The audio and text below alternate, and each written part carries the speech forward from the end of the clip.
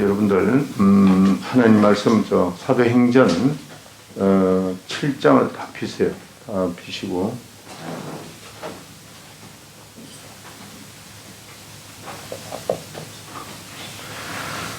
사도행전 7장 1절부터 이제 쭉 하는데 제가 오늘 그 한 절 한 절씩을 그걸 하니까 성경은 나중에 읽도록 그렇게 하겠습니다. 다시 한번 기도합시다. 기도하고 감사한금 김권순 권사님 감사한금 드립니다. 이와 같이 감사한금을 드리고 또 성경금을 드리고 일천번정금을 드린 귀한 아름다운 손길들마다 하나님께서 축복하시고 또 귀한 가정과 사업을 지켜주시옵소서. 하나님, 그러므로 이제 2024년도 새로운 한 해를 맞이하여 더 우리 성도들이 심은 대로 풍성하게 거둘 수 있도록 도와주시고, 또한 아버지 그 일로 인해서 우리가 주님의 사명을 잘 감당하는 교회와 가정과 직장이 될 수 있도록 축복해 주시옵소서. 500년의 이적이 날마다 일어날 수 있도록 도와주시옵소서. 우리 임마누엘 교회는 베푸는 교회, 선교하는 교회, 아버지 우리가 나눠주고 또 우리는 돕는 교회로서의 본분을 다 감당할 수 있도록 도와주시옵소서. 부족한 종 단위에 세워주시옵사오니 입술에 기름을 부으사 말씀의 능력과 지혜와 권능을 주셔서 하나님 말씀을 잘 대언하게 하시고 듣는 모든 분들이 성령으로 들어 그 말씀이 생명의 양식이 되게 해 주시옵소서. 예수의 이름으로 기도합나이다. 아멘. 아멘. 볼륨을 조금 더 올려주세요. 자, 지금 오늘 이제 그 누가복음 서론 부분, 서론 부분이 굉장히 좀 많은 것 같아요. 많은데 한 3번 정도는 또 해야 될 것 같아요. 그래서 서론 분도 지금 4로 이렇게 하는데 네 번째 그렇게 적어 놓으세요. 여러분들 적어놓으면 됩니다. 자, 우리가 이제 그 신앙 생활을 할 때에 울리는 것 같아요. 울리지 않다. 신앙 생활을 할 때에 여러분들이 꼭 기억할 것은 세상 공부도 그렇지만은 기초가 잘못되면은 문제가 생깁니다. 저는 신앙생활 처음 접어들면서 어머니 밑에서 신앙생활 할 때 그게 그렇게 중요한지를 몰랐는데 제가 이제 미국에 와서 은혜 받고 난 다음에 어떤 생각이 들었냐면은 나에게 좀 이렇게 좋은 선생이 좀 없나, 나를 이렇게 인도해 줄 수 있는 말씀으로 좀 인도해 줄 수 없나 하는 그런 마음을 이렇게 아주 이렇게 강하게 온 거는 아니지만은 은혜 받고 난 다음에 그런 생각이 자꾸 들더라고요. 그런 가운데 이제 제가 김광식 목사님을 만나게 되고 테이프를 받아서 이제 계속해서 듣고 이러는 가운데 내가 뭔가 기초가 잘못됐구나 하는 것을 생각을 하게 됐습니다. 여러분들 우리가 이제 단추를 낄 때도 이렇게 위에서 이렇게 하든지 아니면 이렇게 밑에서 하든지 이렇게 순서가 있잖아요. 잘못 끼워버리면은 옷이 삐딱하게 돌아가듯이 꼭 그렇습니다. 그래서 여러분들이 이제 제가 맨 첫 번에 그 마태복음을 강의를 했어요. 마태복음 강의를 원래는 저는 이제 그 하나님의 경륜과 그 하나님의 경륜에 대해서 김광식 목사님 테이프가 150개가 있어요. 그 150개를 그걸 제가 이제 기도하면서 또 애드해서 그거를 한 5년 했을 겁니다. 그렇게 했고 수요일날 그 다음에 그거 끝난 다음에 제가 강해 설교를 하는데 원래 이 강해 설교는 상당히 어려워요. 왜 어려우냐면은 그러니까 강해 설교를 목사들이 잘 안 해요.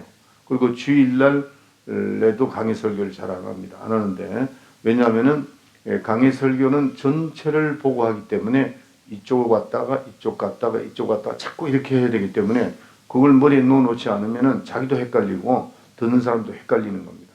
그래서 굉장히 좀 힘들어서 했는데 제가 5년 후에 그때 개척하고 난 다음에 5년 후에 그때 이제 강해 설교를 시작했는데 제일 먼저 뭘 했냐면 마태복음을 했습니다. 마태복음을 하고 그 다음에 제가 요한복음을 했어요. 여러분들 이제 성경을 볼 때 그렇게 보세요. 마태복음을 봤으면은 순서가 여러분들이 이제 그 성경을 읽어 내려갈 때 마태복음을 읽었으면 요한복음을 읽었어요. 요한복음.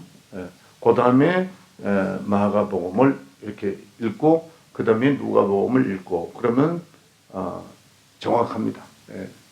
여러분들이 왜 제가 이 얘기, 그리고 제가 이제 누가복음을 지금 제가 목회하면서 딱 두 번째거든요. 두 번째 하는데 첫 번째는 디테일하게 좀 말씀을 못 드렸어요. 못 드렸는데 이번에는 제가 하나 디테일하게를 하고 이제 이 사복음서는 그렇게 되면 이제 끝나는 겁니다. 끝나는 건데 하여튼 여러분들이 성경 읽을 때 마태복음, 요한복음, 마가복음, 누가복음 이렇게 읽으면 됩니다. 예? 순서가 이렇게 되어 있다. 그거를 꼭 기억을 하시고 여러분들 신앙생활을 잘 여러분들이 이 말씀을 잘 알아야 신앙생활을 잘 할 수밖에 없어요. 예, 말씀을 모르면은 영 자기도 헷갈리고 전도할 때도 그렇고 자기 삶 자체도 막 헷갈립니다. 예, 신앙생활은 꼭 말씀 위에 잘 이렇게 다져져야 된다는 것을 여러분에게 말씀드릴게요. 자, 제가 한 번은 이런 말씀을 드린 적이 있어요. 마태복음 1장 1절부터 16절까지를 보게 되면은 역대기, 그러니까 구약의 그 역사, 역대기를 한 번 읽는 것과 같다 한 적이 있고, 그 다음에 히브리서를 다 읽게 되면은 율법을 이제 율법이 있잖아요.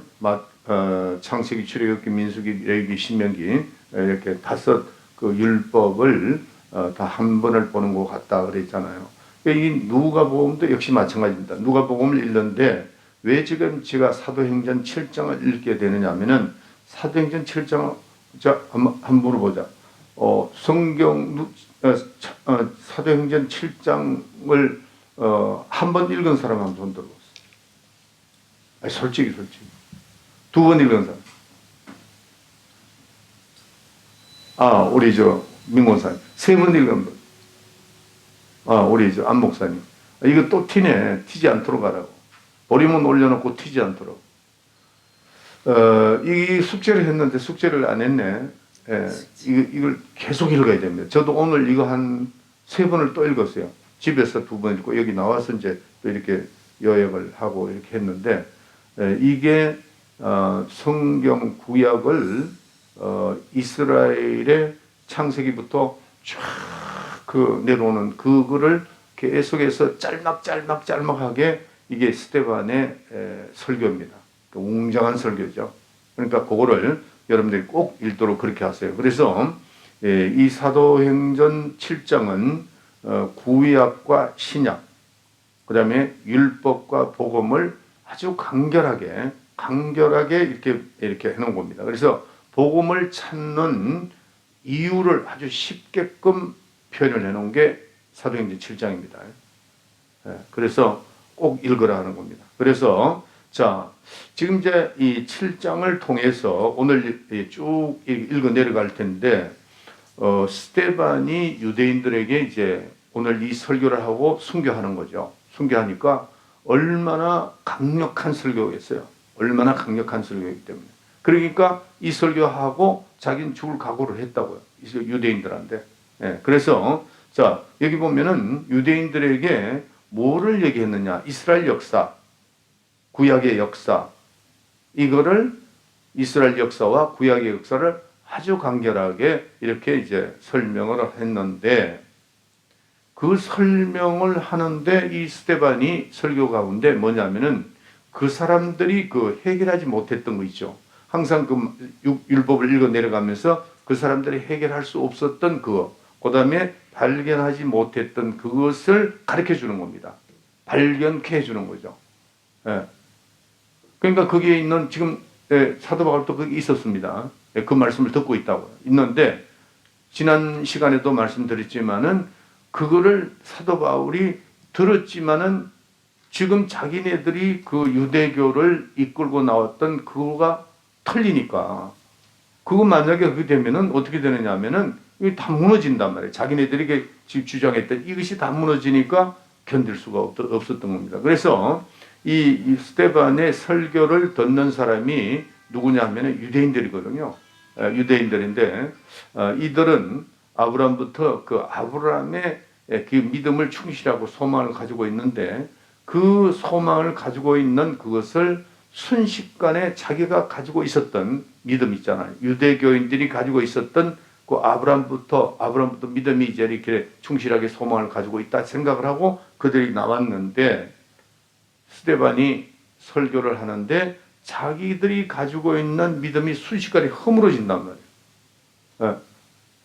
그러니까 그걸 그냥 둘 수 없죠. 그 스데반을 좀 두면은 자기 유대교가 이렇게 흔들려 버리니까 그래서 스데반이 죽여야 된다 생각을 하고 죽였던 겁니다. 그래서 스데반이 죽어야 할 이유가 뭐냐 하는 것을 오늘 여기서 이제 좀 깨달아야 돼요. 그 사람들이 듣고 왜 죽이려고 했는가 하는 것을 좀 말씀 듣고 깨달아야 됩니다. 그래서 스데반의 죽음에 대해서 정확하게 사도 바울이 자기 옷을 갖다 놓고 증거를 삼았잖아요. 삼아놓고 증거를 삼으면 저 스데반은 반드시 죽어야 된다 하는 것을 아마 공관이나 이런 데 가서 자기가 이렇게 대변을 했을 거예요. 왜 죽어야 되는가, 왜 죽어야 되는가 하는 걸 하고 난 다음에 거기서 공문서를 작성하는 거죠. 작성해서 그걸 가지고 이제 예수를 믿는 사람을 죽이러 가다가 다메섹에서 예수님을 만난 겁니다.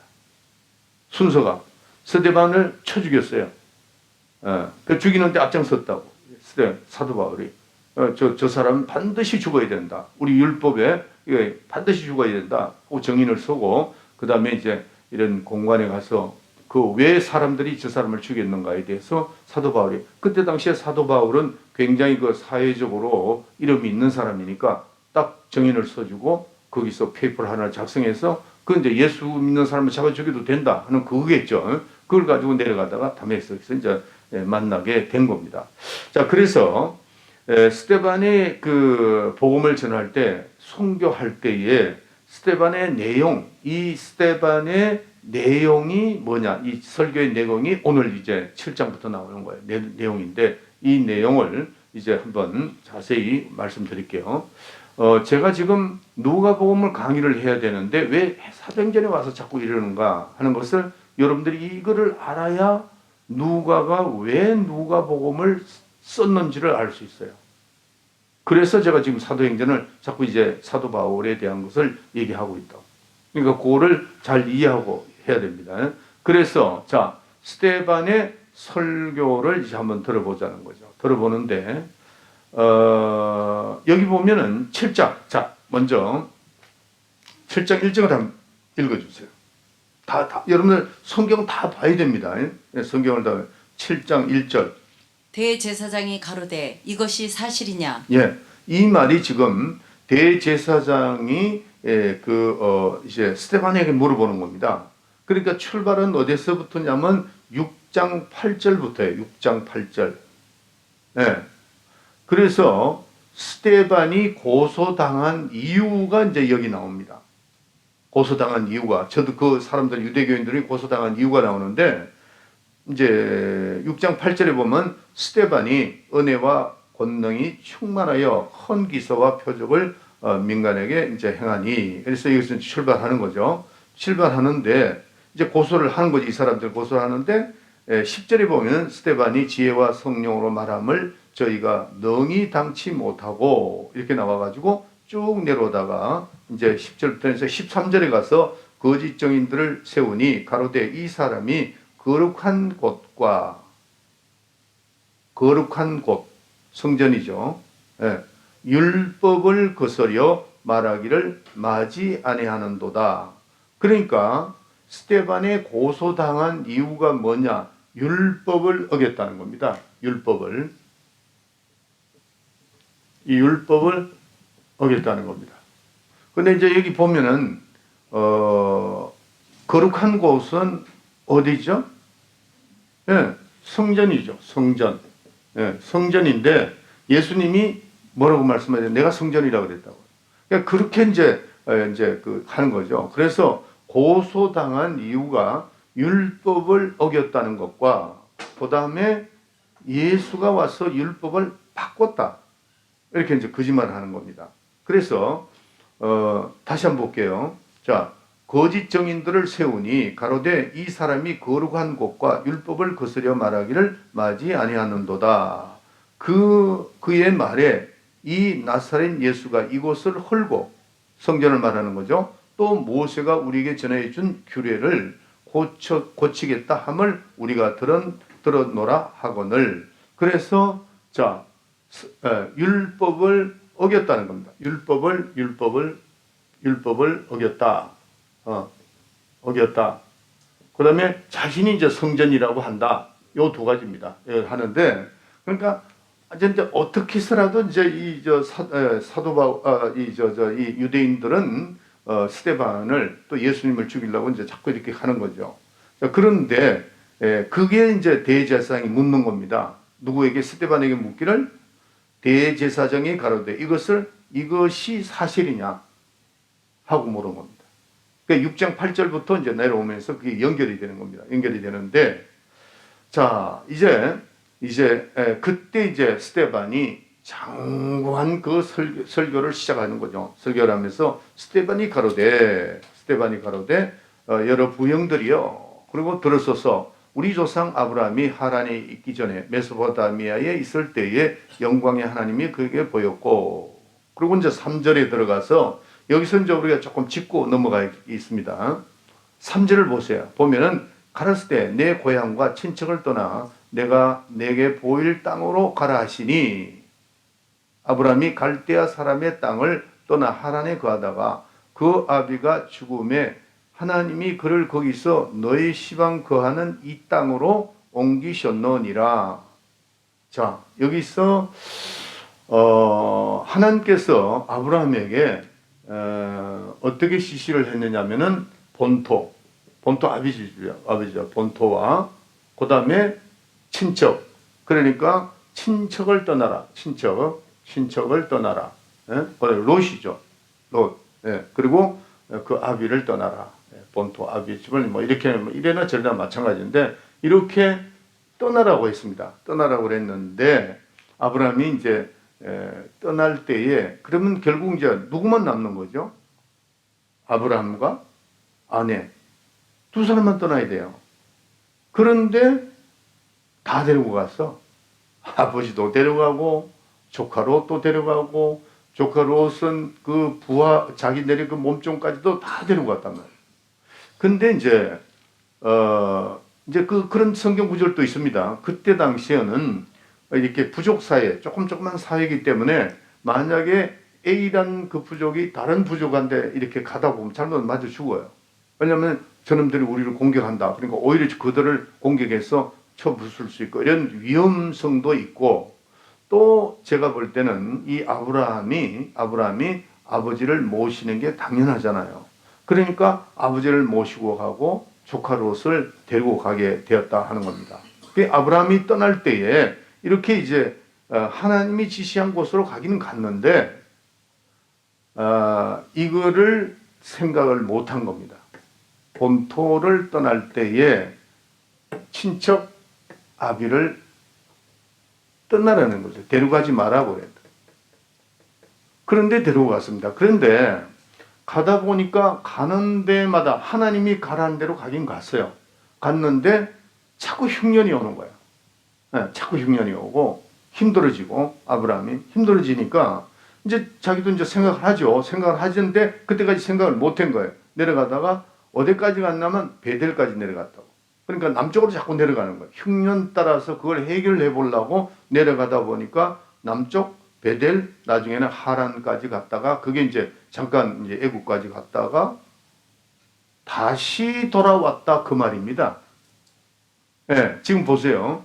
여기 보면은 4장 2절부터 4장 하반절에 보면 그를 거기서 너희 시방 거하는 지금 너 거하는 이 땅으로 옮기셨느니라 그랬어요. 그러니까 다시 돌고 돌아가지고 이제 또 온 겁니다. 그래서 돌아온 이유가 뭐냐면은 거리는 가까운데 그렇게 멀지가 않아요. 근데 그게 빙빙빙빙빙 자꾸 돌다가 흉년이 오죠. 그리고 이게 아브라함이 생각을 하는 겁니다. 흉년이 오는데 결국은 이제 하란까지 내려가 가지고 아버지가 거기서 죽게 됩니다. 그 아버지가 죽게 되고 그래서 또 이제 어떻게 되면 종들과 자꾸 싸운단 말이에요. 아브라함의 종들과 이 롯의 종들이 자꾸 싸우는데 그때 생각을 하는 겁니다. 이거 아닌데? 그러면서 이제 헤어지자. 그래서 조카 롯에게 뭐라고 하냐면 네가 원하는, 네가 가장 좋은 데를 선택해라. 그럼 나는 그 후에 네가 우하든지 네가 자든지 하면 내가 그걸 따라서 하겠다 그럴 때 소돔과 고모라를 롯이 이제 선정을 하는 겁니다. 소돔과 고모라. 그 비옥한 곳이라고 그랬어요. 소돔과 고모가 좋은 땅이라고 그랬는데 거기를 이제 롯이 선택하고 그 다음에 나머지는 이제 가나안, 자기가 둘러보니까 가나안이 뭐 괜찮을 것 같고 뭐 그쪽이 선택을 했으니까 가나안을 선택하게 된다 하는 겁니다. 자, 여기서 우리가 꼭 이 생각을 해야 될 게 있어요. 우리가 이제 하나님이 지시하는 대로, 하나님의 명령대로 사는데, 우리가 많은 큰 것은 굉장히 이제 우리가 믿음이 있으니까, 우리 뭐 특별히 우리 교인들은 큰 것, 이 큰 것은 하나님 명령할 때 큰 것은 생각을 해요. 근데 작은 것은 생각을 못할 때가 거의 있다는 거예요. 작은 것을. 근데 여러분들 우리가 하나님이 우리에게 명령한 것, 큰 것이나 적은 것이나 중요하게 여겨야 된다는 거예요. 그러니까 아브라함이 본토를 떠날 때 친척과 아비를 그냥 두고 가야 돼요. 근데 아브라함으로서는 아버지를 그냥 두고 갈 수도 없고, 또 왜 조카 롯을 데리고 갔는가? 그건 전 모르겠어요. 모르겠는데, 그때 이제 그 부족 사이니까 이제 그런 서로 공격도 받고 그러니까 가족끼리 뭉쳐서 해서 롯을 데리고 갔는지 그건 모르면 아마 그럴 것 같아요. 그렇게 이제 그렇게 갔는데, 그거를 하나님이 지시를 했지만은 별 생각 없이 행동을 해버렸다고, 아브라함이. 나중에 이제 그게 뚝 나옵니다. 이 스테반이 그런 얘기를 하는 거예요. 하는데, 그러니까 고생하는 거죠. 돌아서 그 원래 위치까지 와버렸단 말이에요. 그러니까 우리가 여기서 우리가 하나님의 약속대로 하나님이 명령을 하면은 우리는 조그만한 일도 분명히 하나님의 말씀이니까 세밀하게 생각을 해야 돼요. 우리가 이제 결혼을 하게 되면 아들이 이제 부모를 떠나서 아내와 한 몸을 이루잖아요.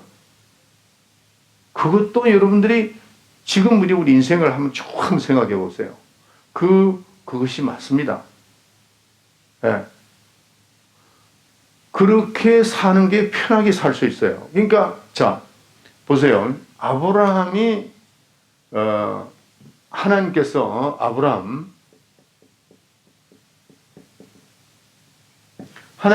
하나님의 출발이 여기였습니까? 여기였습니까? 여기죠. 하나님의 출발은 여기가 아니라고. 아브라함보다도 아버지가 있기는 있지만은 하나님께서 명령해서 출발하는 것은 여기서부터다 말. 아브라함이다 말. 하나님은 아브라함을 지시하고 아브라함을 하나님께서 쓰시기 위해서 아버지를 그 땅에 두라는 거예요. 두라. 또 친척도 그냥 둬라. 인간적인 생각이 좀 있죠. 인간적인 생각. 우리가 생각할 때는 좀 굉장히 힘든 결정이죠.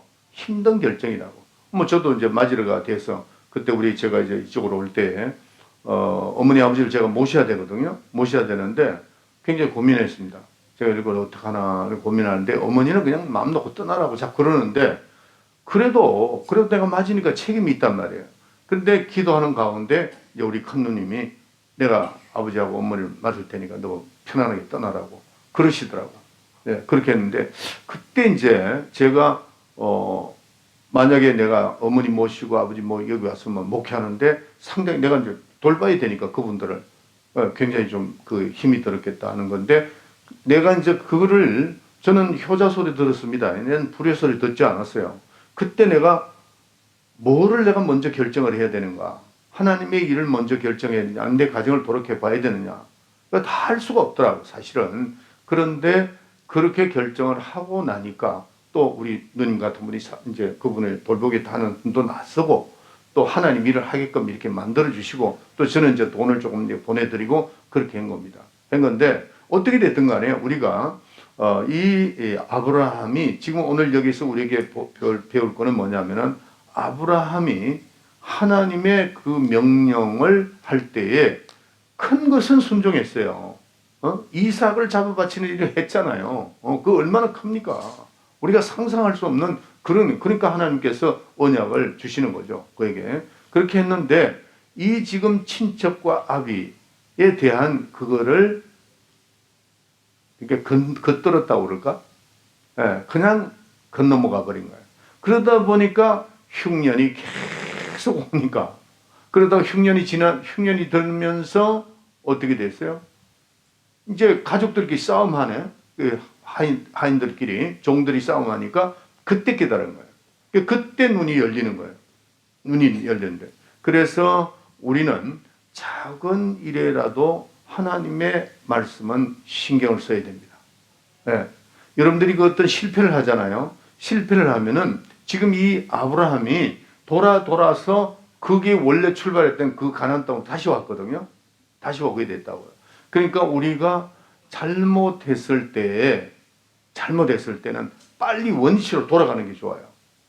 원시로 돌아가서 다시 출발하라는 거죠. 그래서 우리 군대 생활할 때에 침투 훈련이라는 게 있어요. 밤에 막 이렇게 공격에 들어가는 침투 훈련이 있는데 거기서 교육을 하기를 길을 잃었다. 그러면 제일 먼저 출발할 때 거길 먼저 가라는 거예요. 거기서 자꾸 찾으려고 그러지 말고 처음 네가 출발했던 그 길을 가라 하는 그런 교육을 우리가 받은 적이 있어요. 근데 그게 맞습니다. 그래서 여러분들이 신앙생활도 우리가 지금 하나님께 이 아브라함이 이건 뭐 못 지킬 이유가 없잖아요. 아들까지도 100세 난 아들까지도 잡아바치는 그런 사람이 이걸 왜 못하겠어요? 얼마든지 할 수 있다고 할 수 있는데 이거를 건너머 버렸다는 거죠. 그래서 하나님의 말씀은 적든 크든 하나님께서 하시는 것은 조금이라도 작은 거라도 우리가 놓쳐서는 안 된다. 그리고 순종해야 된다 하는 겁니다. 그래서 우리가 이제 성경에 보면은 마가복음 10장 29절 예수께서 가라사대 내가 진실로 진실로 너에게 이르노니 나와 및 복음을 위하여 집이나 형제나 자매나 어미나 아비나 자식이나 전토를 벌인 자는 그 하나 더 읽어줄 수 있나? 네, 오케이 됐습니다. 오케이. 자 여기 보면은 하나님을 따르려고 할 때 본토와 집을 그다음에 본토니까 자기 아버지와 부모와 자식을 다 뒤로 하고 주님을 따르라고 그럴 때에 얼마나 힘들어요. 그 힘든 일이잖아요. 굉장히 힘들죠. 그 아브라함도 사실은 그때 그 위치가 돼 있었다고. 있었지만은 우리는 그거를 인간적인 생각을 먼저 하는 게 아니고 하나님의 생각을 먼저 하라는 거죠. 그러면은 이 지금 여러분들 부모 자식을 버리고 나를 따르라고 했을 때 그 인간적으로 생각할 때는 하나님 어떻게 이렇게 요구하시냐 그렇게 할 수 있잖아요. 그런데 하나님은 이것만 생각하면 돼요. 그렇게 말씀하신 그분이 그러면 불효하라고 그랬나요? 아니잖아요. 효도하라고 그랬단 말이에요. 그런데 왜 그렇게 하셨을까? 그거는 기도하면서 그렇게 하고 나면은 이 부모와 자식과 모든 것은 하나님이 다 책임지신다는 그 말씀이 내포되어 있는 거잖아요. 네, 할렐루야. 네, 그래서 우리가 그런 믿음을 가져야 돼요. 네, 조그마한 거라도 하나님이 우리 이성으로 맞지 않는데 인간적으로는 어떻게 이럴 수가 있는가? 그렇지만은 순종할 때 하나님께서 크게 역사하신다는 것을 깨달아야 됩니다. 그래서 여러분들 그 신앙생활은 절대로 적당히 해서는 안 된다는 겁니다. 여러분들 제가 제 고향이 원래 대구입니다. 대구인데 제가 어릴 때 제가 이제 이 설교를 준비하다 보니까 어릴 때 이제 생각한 게 하나가 있어요. 여러분들 그 하나님이 우리를 보실 때 우리 속까지도 본다 그랬죠. 네. 이걸 믿어야 됩니다. 옛날에 이제 그 사과밭, 능금밭이라고 그러죠. 그 원래 내가 살던 데가 대구 밑에 반야월이라는 데가 있어요. 반야월. 그 반야월 가면 가수원단이 굉장히 많았습니다. 우리 집 뒤에도 가수원이 있는데 그때 이제 우리가 어릴 때 거기 가수원집에 놀러 갔는데 한 번에 어떤 일이 있었느냐 하면은 그 동네, 그러니까 그 능반에 있는 그 동네 저 멀리서 그 소경이 살아요. 소경이 사는데 이 사람이 나이가 그때 우리 국민학교 다닐 때인데 한 40 이렇게 되는 소경이 소경. 근데 이 사람이 이제 한 번은 우리가 거기서 주인하고 이렇게 있는데 그 주인 아들하고 저하고 이제 친구였어요. 그러니까 제가 좀 갔는데 그 사람이 이렇게 냄새가 나니까 냄새니까 사과 냄새가 나니까 이제 사과 잘 익혀질 때 그때는 이제 와가지고 따라오는 거야. 그 사과를 따라오는데 그 생각이 번뜩 나더라고. 따라오는데 이 사람이 눈을 멀었으니까 주인이 안 보이잖아요. 예? 근데 주인은 보고 있어. 보고 있는데 자기가 사 이렇게 와요. 그리고 가지고 사과를 한 2개씩 3개씩 가요. 가는데 주인이 그러더라고. 그 옆에 사람들하고 뭐라고 그러냐면은 아니 왜 가만히 있느냐고. 그러니까 아이 저 눈먼 사람이고 그게 불쌍하니까 그냥 여기다 먹게 내둬야지 그거 어떡하냐 그러는데 이렇게 이제 주인이 착한 사람이 내가 지금 생각해 보니까 소리 내지 말라는 거야. 따와서 먹고 가게끔 그냥 내버려 두라고 이러더라고. 근데 그걸 내가 보면서 그러니까 이제 주인은 그냥 딱 우습죠. 자기는 그 주인을 못 보지만은 주인은 다 보고 있다고. 주인은 다 보고 있다. 자기 눈에 안 보이니까 주인이 안 보이는 걸로 착각하지. 주인은 다 보고 있단 말이에요. 그래서 내가 오늘 이 말씀을 준비하면서 참 우리 인간이 그렇단 말이에요. 우리 인간이. 우리의 속까지도 다 보고 계시는데 예? 우리는 하나님이 안 보일까봐 생각하고 이렇게 생각하는 게 얼마나 어리석어요. 불꽃 같은 눈동자를 본다 그랬는데 그러니까 신앙생활은 절대로 적당히 하지 말라는 거예요. 예. 오늘 이 아브라함이 우리에게 주는 이 교훈이 이 아브라함이 결국 그 원위치로 돌아와갖고 하란에 가서 아버지도 죽고 그다음에 그 친척 종들이 싸우니까 그때 이제 눈이 열리는 거죠. 예, 그런 경우가 상당히 많습니다. 그러니까 신앙생활은 적당히 하지 말라 하는 겁니다. 자, 5절, 7장 5절로 넘어갑시다. 5절. 7장 5절부터 6절 읽어주세요. 그러나 여기서 발붙일 만큼도 유업을 주지 아니하시고 다만 이 땅을 아직 자식도 없는 저와 저희의 씨에게 소유로 주신다고 약속하셨으며 하나님이 또 이같이 말씀하시되 그 씨가 다른 땅에 나그네 되리니 그 땅 사람이 종을 삼아 400년 동안을 괴롭게 하리라 하시고. 아멘. 자, 여기서 지금 이제 우리가 이제 설교로 들어가는 겁니다. 스데반이 설교를 쫙 이제 1절부터 쭉 들어가는데 이제 이걸 이제 요약을 해서 우리가 조금씩 요약을 할게요. 그래서 이제 3절에 가라사대 내 고향과 친척을 떠나 내가 내게 보일 땅으로 가라 하시니 아브라함이 갈대아 사람의 땅을 떠나 하란에 거하다가 그 아비가 죽음에 제가 지금 말씀드렸잖아요. 하나님이 그를 거기서 너희 시방 거하는 이 땅으로 옮기셨느니라 그렇게 말했어요. 예. 그리고 이제 그러나 거기서 발붙일 만큼 유업을 주지 아니하시고 다만 이 땅을 아직 자식도 없는 저와 저의 씨의 소유로 주신다고 약속하셨음에 그래서 이제 씨에 대한 얘기도 나오고 그런데 8절에 보세요. 8절에 보면은 할례의 언약을 아브라함에게 주셨더니 그랬죠. 제가 한 2번 전에 아브라함과 그 하나님의 관계가 무슨 언약이라 그랬죠? 할례입니다. 할례. 여기 나오잖아요. 8절 할례의 언약입니다. 아브라함과 하나님의 언약이 뭐라고요? 할례의 언약이라는 거예요. 할례의 언약. 그래서 이제 그 8절부터 10절까지 쭉 말씀이 뭐냐면은 8절부터 10절까지가 뭐냐면은 애굽에서 살았던 그 얘기를 하는 겁니다. 8절부터 10절까지 쭉 합니다. 그래서 아브라함에게 이삭을 주시고 또 이삭을 할례 받게 하고 그래서 할례 받지 않는 사람들은 이스라엘 민족으로 간주 안 했습니다. 그렇게 할례를 하나님과 아브라함의 관계는 할례의 언약이다. 이것도 기억했어요. 이거 필요합니다. 여러분들 누가 물을 때 그 할례가 뭐죠? 그다음에 그 할례가 언제부터 시작됐죠? 이런 것도 알 필요가 있다는 거예요.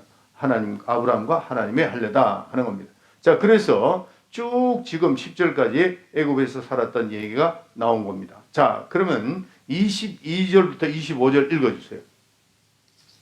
22절부터. 모세가 애굽 사람의 학수를 다 배워 그 말과 행사가 능하더라.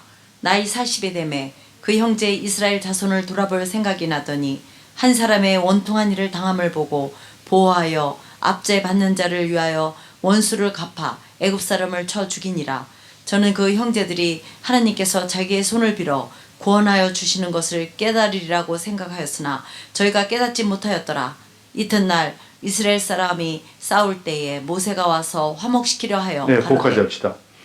지금 22절부터 이제 그 애굽에서 있었던 일들을 쫙 다 얘기를 합니다. 즉 이제 나중에 이제 제가 요약을 할게요. 그렇게 하고 30절부터 41절에 어떤 일이 일어나는가 하면은 이스라엘 백성을 모세가 그걸 이제 설명을 하는 거죠. 스데반이 유대 민족이니까 스데반도 유대인입니다. 유대인인데 그러니까 다 알죠. 아는데 모세가 태어나고 모세가 성장하는 과정, 모세가 이스라엘 민족들을 구하는 과정, 모세가 태어나서 왕궁에 들어가고 이스라엘 백성들을 맨 첫 번에는 이스라엘 백성과 애굽하고 싸우는 바람에 사람이 싸우는데 이스라엘 편을 들다 보니까 애굽 사람을 죽이게 됐잖아요. 그리고 그 다음 날 어떻게 돼요?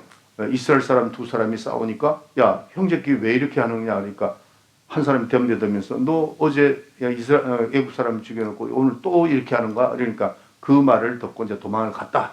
이제 그런 얘기죠. 쭉 나옵니다. 그리고 도망을 갔는데 거기에서 하나님께서 나타나서 이제 이스라엘 백성을 구하라. 이렇게 이제 쭉 설명을 하는 겁니다. 하는데 이제 그걸 다 설명하니까 그건 뭐 여러분들 다 요약할 수 있으니까 지금 이스라엘 백성들이 거기서 한 400년, 450년 이렇게 있다가 나오는 겁니다. 누가? 모세가 이끌고 나오는 거죠. 모세가 이끌고 나왔는데 이 모세가 이끌고 나왔을 때에 시내산에 올라가죠.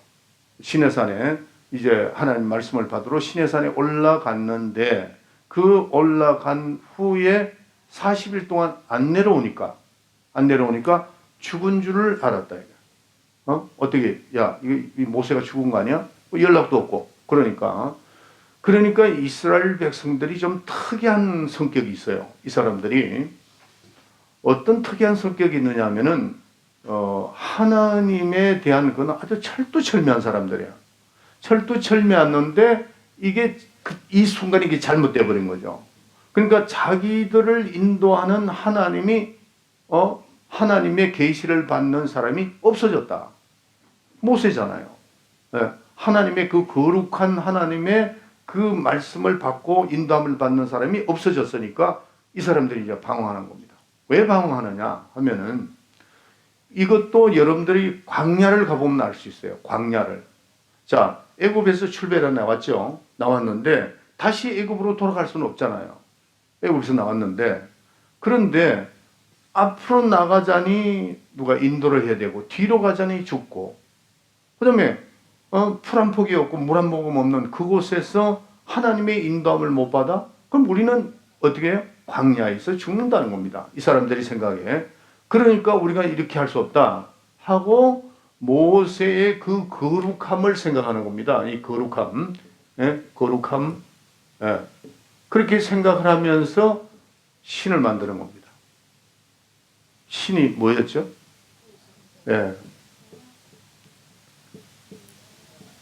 금송아지를 만드는 거예요. 그런데 이 옛날에 금이라는 것은 금은 임금만이 가질 수 있게 되어 있었습니다. 금을 함부로 못 만들고 가질 수 없고 금은 꼭 임금이 가져야 된다 하는 생각을 가졌다. 그러니까 이게 지금 이 금은 모세의 그 거룩함과 그다음에 거룩한 짐승이 또 뭐냐? 이 사람들은 서로 생각해요. 그러니까 그때 당시에 여러분들 다니엘서 11장인가 보면은 그 다니엘 바벨론에 잡혀갔죠. 잡혀갔을 때 바벨론 임금의 보호자 우좌우 우편에 우상이 있는데 소였습니다. 소. 그래서 다니엘이 금식을 하고 음식을 안 먹죠. 그 제사를 지낸 음식은 난 먹지 않겠다. 그런데 그 소 앞에 올려놓는 음식을 말하는 겁니다. 그러니까 먹지 않겠다.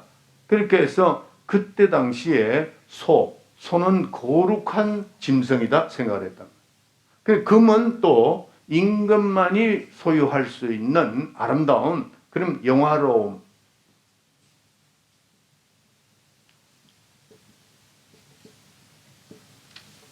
영화로움이 있는 것이 금이다. 그래서 거룩한 소가 나고 이 금을 하면은 이게 신이 되어버린 거예요. 그러니까 그 사람들은 모세가 죽었다고 생각을 하고 하나님의 그 거룩함을 받던 모세가 죽었으니까 어떻게 해요? 신을 만들어야 된다는 거죠. 그렇게 하니까 금송아지가 나온 겁니다. 이걸 지금 스데반이 신랄하게 비판하는 겁니다. 예. 이걸 이제 그거를 이제 나중에 이제 말씀드릴게요. 그래서 이제 백성들을 이제 너희들은 이렇게 하지 않았느냐? 너희가 광야에서도 하나님께 불순종해 가지고 우상 숭배를 하지 않았느냐? 이렇게 이제 말을 하는 거죠. 그러니까 이 유대인들의 속을 이 스데반이 유대인이면서도 유대반의 속을 다 긁어놓는 겁니다. 회개하게 만드는 거죠. 너희들이 지금 잘못 가고 있다 지금. 예. 그래서 45절까지가 그 이스라엘에 대한 내려오는 역사에 대한 것을 말을 하는 겁니다. 그리고 45절에서 45절 자 45절 한번 읽어봅시다. 우리 조상들이 그것을 받아 하나님이 저희 앞에서 쫓아내신 이방인의 땅을 점령할 때에 여호수아와 함께 가지고 들어가사 다윗 때까지 이르니라. 그 다음에 또 46절. 다윗이 하나님 앞에서 은혜를 받아 야곱의 집을 위하여 하나님의 처소를 준비케 하여 달라 하더니 솔로몬이 그를 위하여 집을 지었느니라. 그러나 거기까지 합시다. 그래서 이제 그 이스라엘의 역사를 쭉 이제 너희들이 이런 실수를 했다. 우리 조상들이 광야에서도 이런 실수를 했는데 우상을 섬기게 되고 모세가 가가지고 비석을 가져와서 십계명을 받아 내려왔는데 금송아지를 만들어 놨으니까 그 금송아지를 깨뜨리고 또 다시 올라와서 십계명을 받고 이렇게 내려오지 않았는가? 그렇게 하면서 이제 그까지가 이제 구약 역사를 말하고 있고 45절은 뭐냐면은 솔로몬이 이제 성전을 짓는 얘기를 합니다. 있는데 그 솔로몬의 성전이 뭐냐 하는 걸 언급하는 거예요. 솔로몬의 성전은 모세가 봤던 그거를 지었다 그 말이에요. 네. 모세가 하나님의 성전을 보았던 그거를 솔로몬이 다윗이 하려고 그랬는데 다윗은 자료만 해결해주고 솔로몬의 이제 다윗은 전쟁을 많이 했기 때문에 그게 나오죠. 예, 피를 흘리는데 그런 거는 내용이 없고 핵심만 얘기하는 겁니다. 이 스데반이. 그러니까 모세 광야에 나와가지고 예루살렘 금과 그게 아니고 장막. 모세는 광야에서 장막의 성소죠. 네. 이게 어디로 갔느냐? 예루살렘으로 왔다는 거죠. 예루살렘으로 왔는데 여기는 금과 돌로 지었고 여기는 장막을 지은 겁니다. 장막. 그런데 이 장막이 모양이나 모든 것은 이거하고 똑같다 하는 겁니다. 그러니까 모세가 봤던 하나님의 성전, 모세가 광야에서 만들어서 섬겼던 성막이 그게 예루살렘으로 그대로 옮겨졌다 하는 것을 이제 지금부터 쭉 얘기를 하는 겁니다. 그래서 솔로몬이 47절에 솔로몬이 그를 위하여 집을 지었느니라. 그렇게 지었는 그건 뭐죠? 성전이다. 예루살렘 성전을 말한다 하는 겁니다. 자, 5분 남은데 빨리 할게요. 시간이 없으니까 그냥 빨리빨리 쫓기는 거예요. 막 쫓긴다고. 지금 이제 그걸 쭉 왔는데 51절부터 53절은 또 무슨 얘기를 하느냐 하면은 그 예언에 지금 시가 그 아브라함 시에서 나오는 한 시가 있다고 그러는데 그게 누구죠? 오실 메시아거든요. 네, 메시아인데 그거를 예언한 선지자들이 너희들 선지자들도 죽였지 않느냐? 예언하는 선지자까지 너희는 죽였다. 그 지적을 하는 거죠. 그래서 자 스데반의 핵심 설교를 이제 연결을 할게요. 이거를 전부 다 연결할게요. 자, 하나님께서 아브라함을 선택했다. 지금까지 얘기한 걸 제가 연결할게요. 하나님이 아브라함을 선택했는데, 아브라함이 선택을 받았는데도 약간의 하나님 앞에 거역한 사실이 있다. 그걸로 인해서 어려움을 당했다. 그래서 해결한 후에 어디로 가요? 가나안 땅으로 갔는데 그 가나안 땅에 가서 하나님께서 그 말씀하신 시, 그 한 시가 오기까지 수백 년이 걸렸다. 그런 얘기예요. 두 번째로는 뭐냐? 그래서 이스라엘 백성들을 어디 보내요? 이스라엘 백성들을 애국으로 보내가지고 거기에서 큰 민족을 이루게 하고 나오는데 너희들이 나올 때 또 하나님을 거역하지 않았느냐? 조금 전에 말씀드린 시내산에 올라가서 그 모세가 율법을 받아 내려올 때 금송아지를 만들어 놓고 그렇게 했단 말이에요. 그것도 또 지적하는 겁니다. 그러니까 너희들이 정신을 좀 차릴만 했는데 언제 정신을 차렸느냐? 다윗과 솔로몬 때 그래도 정신을 좀 차렸다. 왜 그러냐면은 거기에 다윗이 있었고 솔로몬이 있어서 하나님의 성전을 짓지 않았느냐.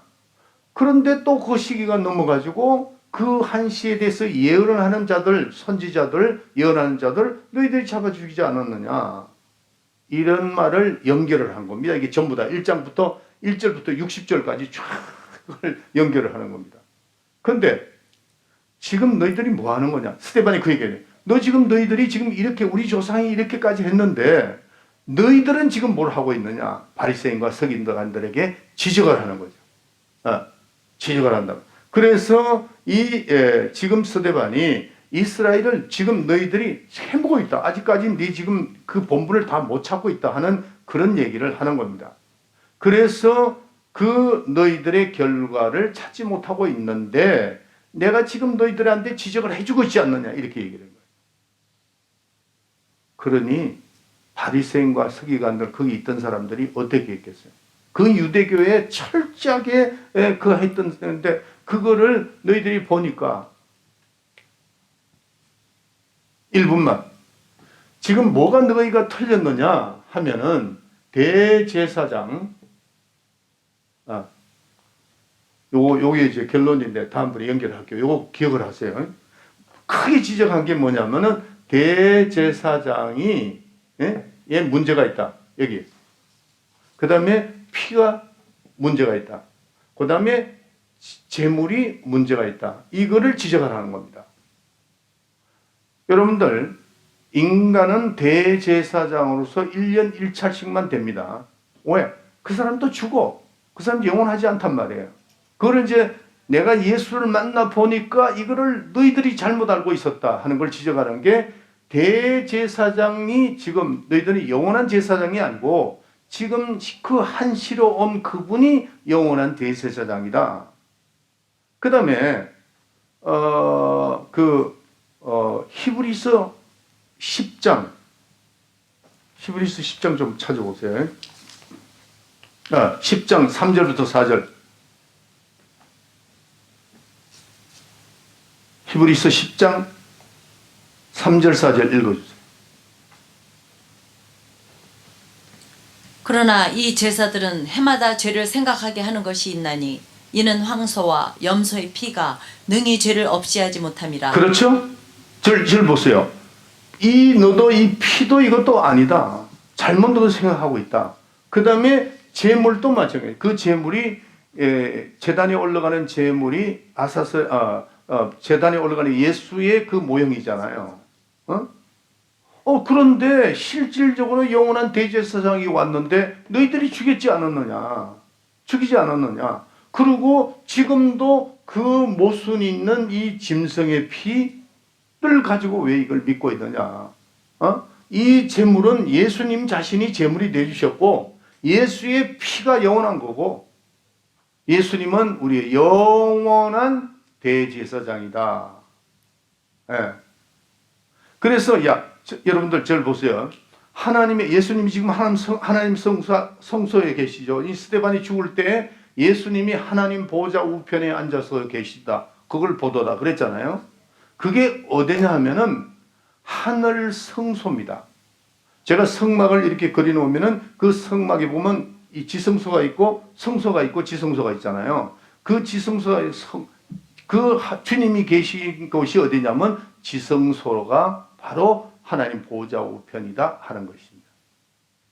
그러니까 이 사람들이 깜짝 놀란 거죠.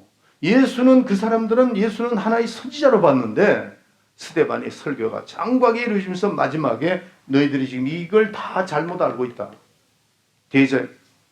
아브라함에서 온 그 시가 바로 그분이 하나님의 아들이요 영원한 대제사장인데 왜 영원한 대제사장이 있고 인간의 대제사장들을 의지하느냐?